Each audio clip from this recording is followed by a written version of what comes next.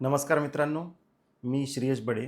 आपण एक्साईज ची आता डिपार्टमेंटल एक्साईजची जी जाहिरात आली, त्याच्यामध्ये रिझर्व्हेशन नसतं. सर्व ज्या जागा आल्यात त्या सर्व ओपन जनरलसाठी राहतील, दिव्यांग सोडून. दिव्यांगांसाठी वेगळं आरक्षण आहे फक्त. बाकी एस-सी, एस-टी, ओ-बी-सी, एन-टी असं कोणतंही आरक्षण नाही.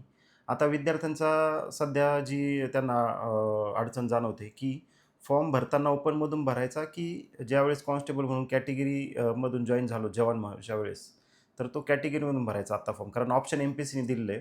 जर कॅटेगरीमधून फॉर्म भरल्यास फीज कमी आहे आणि ओपनमधून फीज जास्त आहे.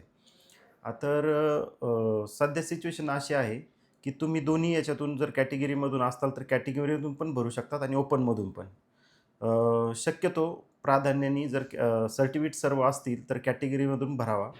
त्याचे भविष्यात जर काही इम्प्लिकेशन्स असतील तर त्यासाठी शक्यता कमी तशा आणि जर कोणाकडे सर्टिफिकेट नसतील आणि काढायला खूप जास्त वेळ लागणार असेल, तर ओपनमधून भरा. काहीही फरक पडणार नाही तसा फीज व्यतिरिक्त. याच्यामध्ये सुप्रीम कोर्ट डिपार्टमेंटल पी-एस-आयच्या बाबत सुप्रीम कोर्टमध्ये केस झाली होती. तेव्हापासून या सर्व डिपार्टमेंटल एक्झामच्या परीक्षा ह्या ओपनमधून सर्व घेतल्या जातात. त्याच्यामध्ये रिझर्व्हेशन लागू होत नाही. याचा भविष्यात तुम्हाला जर इन केस प्रमोशनमध्ये जर काही असेल, तरी ते इथून पुढे कुठेही तुम्हाला प्रमोशनमध्ये कॅटेगरीचा उपयोग नाही. तुम्ही आत्ता ओपनमधून जर फॉर्म भरला, तर तुम्हाला तुमच्या मुलांना किंवा तुमच्या पुढच्या पिढीला काही अडचण जाईल अशातला काही भाग नाही. तुम्ही तुमच्या कॅटेगरीचे सर्टिफिकेट नेहमीप्रमाणे काढू शकतात.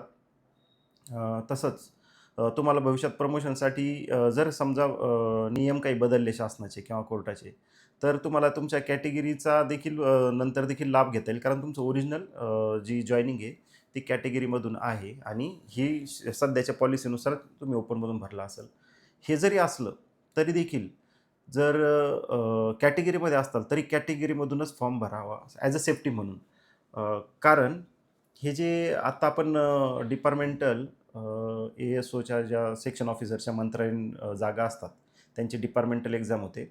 2023ला जी परीक्षा झाली होती, त्यात जे कॅटेगरीचे जनरली स्टुडंट होते किंवा लिपिक वगैरे होते मंत्रात, त्यांनी सर्वांनी कॅटेगरीमधूनच फॉर्म भरला होता आणि काही जणांच्या अनरिझर्व्हमधून होता तो.